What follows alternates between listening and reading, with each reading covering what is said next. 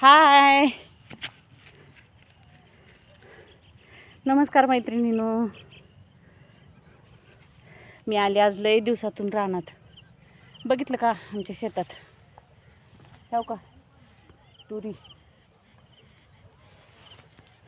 हो का तुरी काय केलं तुरीचं 30 दिवसाच्या असताना शेंड खुडलं.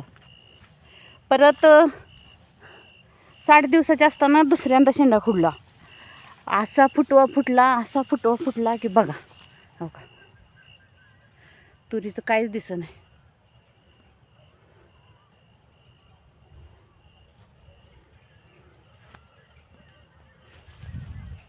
अहो डुकीच्या वर गेले त्या तुरी तिथं काय दिसना.